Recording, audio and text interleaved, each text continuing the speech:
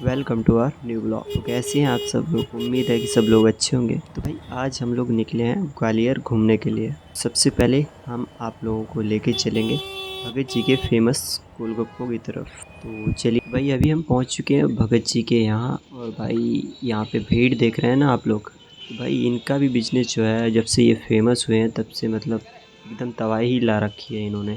तो भाई पहले ये एक कलोरी लगाया करते थे और अभी डबल हो गई हैं। तो चलिए ट्राई करते हैं इनके गोलगप्पे।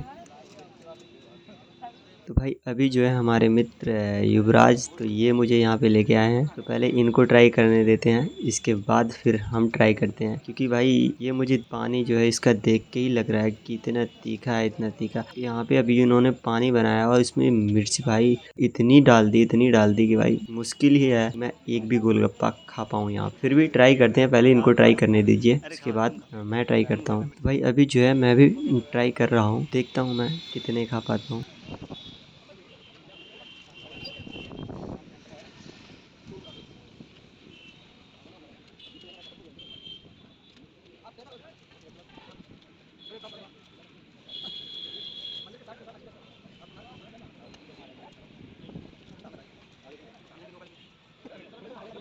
तो भाई यहाँ पे जो है मैंने भी इनका टास्क जो रहता है 10 या 20 रुपए का, तो भाई मैंने 20 रुपए के यहाँ पे जो गोलगप्पे हैं वो खा लिए हैं। भाई जो है तीखे इतने ज़्यादा थे कि मैं आपको बता नहीं सकता। भाई ये सब बातों को छोड़ के निकलते हैं अब अपने अगले सफ़र की तरफ। तो भाई ये हम आ चुके हैं सागर ताल। तो भाई ये रहा हमारा सागर ताल। इसके जस्ट सामने आपको जो पहाड़ी दिख रही है उस पहाड़ी पे है ग्वालियर फोर्ट। तो इसके बाद हम जाने वाले हैं ग्वालियर फोर्ट की तरफ। तो ये बीच में मुझे मिला है। और भाई यहाँ पे हम पहुँच चुके हैं उरवाई गेट। तो जो ये गेट है किले का, ये पीछे वाला गेट है और यहाँ से जो है 2 व्हीलर 4 व्हीलर जो है अंदर सीधा यहाँ पे जा सकते हैं, रोड है सीधा। तो भाई जैसे ही हम लोग किले के अंदर एंट्री करते हैं तो यहाँ पे हमारा मतलब दिमाग एकदम चकरा जाता है। क्योंकि यहाँ पे जो मूर्ति बनी थी, जो प्रतिमाएं हैं, जैन प्रतिमाएं बनी हुई हैं। तो भाई ये जो है मतलब पहाड़ों में बनाई गई हैं और उस टाइम की बनी हुई हैं। तो वो हम आप लोगों को दिखाते हैं यहाँ पे। तो भाई ये देखिए, मतलब इतनी बड़ी बड़ी यहाँ पे प्रतिमाएं बनी हैं। पता नहीं ये कब की बनी है, किसने बनवाई है, तो उसकी हिस्ट्री भी हम आप लोगों को बताएंगे अभी लास्ट में।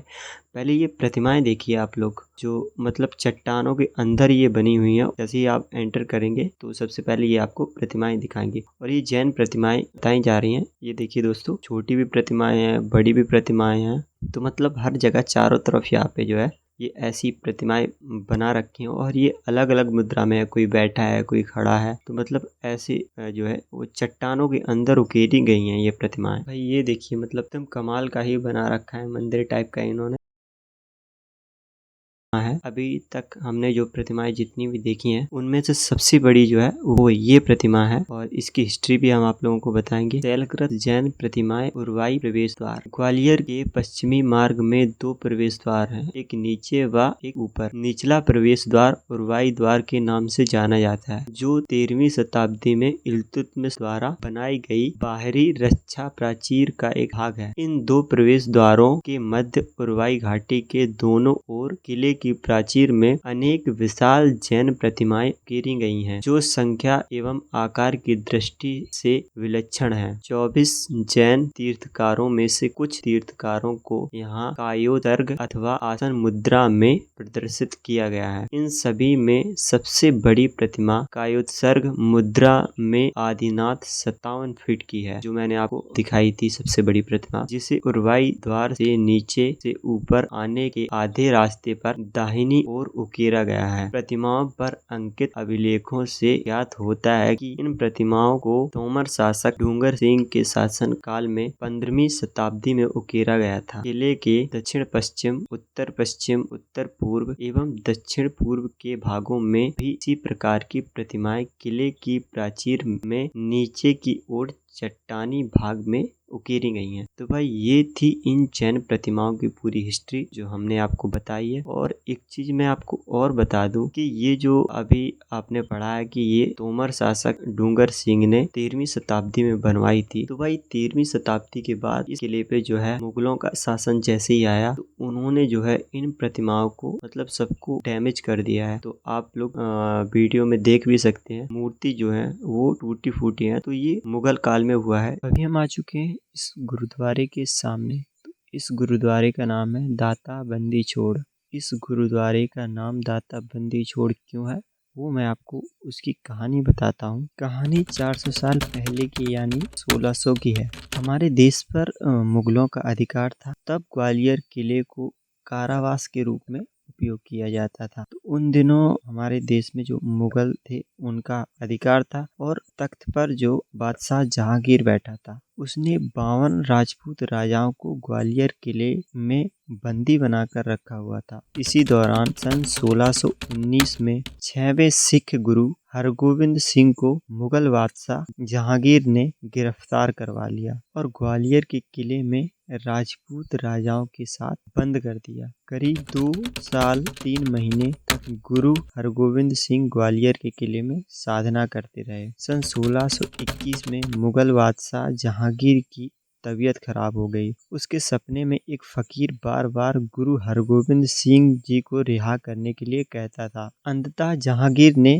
गुरु हरगोविंद सिंह जी को रिहा करने के लिए आदेश दिए। जब रिहाई के आदेश ग्वालियर के किले पर पहुंचे तो गुरु हरगोविंद सिंह जी ने अकेले रिहा होना अस्वीकृत कर दिया। अपने साथ सभी 52 राजपूत राजाओं की स्वतंत्रता की मांग की। मुगल बादशाह जहांगीर का मानना था कि 52 राजपूत राजाओं को एक साथ स्वतंत्र कर देने से उसकी सत्ता खतरे में पड़ सकती है, लेकिन फकीर की बात भी नहीं टाल सकते थे। इसलिए मुगल बादशाह ने सत्र की के जितने भी लोग गुरु हरगोविंद सिंह जी का दामन थाम कर बाहर निकल सकते हैं उन सभी को स्वतंत्र कर दिया जाएगा। गुरु हरगोविंद सिंह जी ने बड़ी ही चतुराई के साथ रिहाई के लिए नए वस्त्रों की मांग की।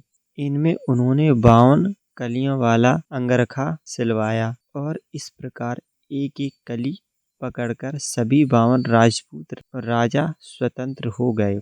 इसी प्रसंग की याद में ग्वालियर के किले में भव्य गुरुद्वारे का निर्माण किया गया और इस गुरुद्वारे का नाम रखा गया दाता बंदी छोड़। तो दोस्तों ये थी इस गुरुद्वारे की पूरी हिस्ट्री जो हमने आपको बताई है कि इसको दाता बंदी छोड़ क्यों कहा जाता है।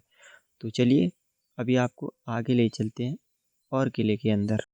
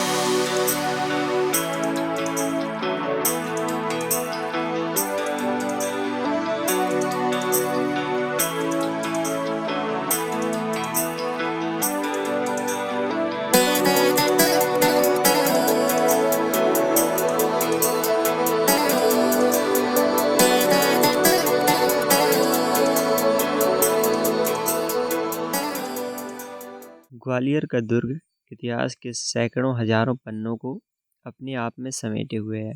कदम कदम पर नजर आने वाले स्थलों में शामिल मानसिंह पैलेस तोमर राजवंश की कहानी बयां करता है। इस पैलेस का निर्माण 15वीं शताब्दी में राजा मानसिंह तोमर ने कराया था। गुजरे हुए इतिहास के अनुसार राजवंशों के बाद मानसिंह पैलेस पर राजपूतों का राज रहा। इसके बाद मुगल और फिर मराठाओं ने शासन किया। ब्रिटिश हुकूमत खत्म होने के बाद मानसिंह पैलेस की बागडोर सिंधिया राज परिवार ने संभाली। ग्वालियर दुर्ग घूमने के लिए पहुंचने वाले विदेशी सैलानियों के बीच मानसिंह पैलेस आकर्षण का केंद्र रहता है। बताया जाता है इस पैलेस पर की गई कारीगरी मन मोह लेती है। इसे देखने पर जहन में कई सवाल दौड़ने लगते। हर सैलानी राजा रजवाड़ों के शासन की कल्पना करने लगता। इतिहासकार बताते हैं कि ग्वालियर का दुर्ग उथल पुथल भरे युगों का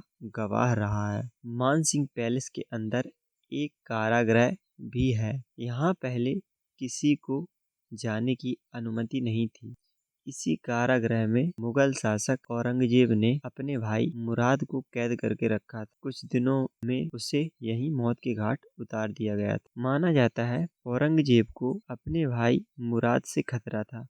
उसे लगता था मुराद उसकी गद्दी छीनकर उसे बंदी बना लेगा, फिर उसकी हत्या कर देगा। ऐसा मुगल शासकों के साथ हो भी चुका था। इस संबंध में कई वीडियो बनाए गए हैं जिन्हें आसानी से इंटरनेट मीडिया पर खोजकर देखा जा सकता है। इस पैलेस को दूर दूर से देखने के लिए सैलानी दुर्ग पहुंचते हैं। मानसिंह पैलेस 300 फीट ऊंचा है। इसके बाहर और अंदर के हिस्से में नीली, पीली, हरी, सफेद टाइल से बनी कलाकृतियां हैं। महल में कुल 4 तल हैं। तीसरी मंजिल में कई कक्ष और 2 आंगन बनाए गए हैं। जालीदार दीवारों से बना संगीत कक्ष पर्यटकों के लिए आकर्षण का केंद्र है। राजा मानसिंह परिवार की महिलाएं यहाँ बैठकर संगीत की शिक्षा लिया करती थी। कक्ष की बनावट और साथ में दीवार पर की गई कारीगरी 15वीं शताब्दी की कला का प्रतिनिधित्व करती है।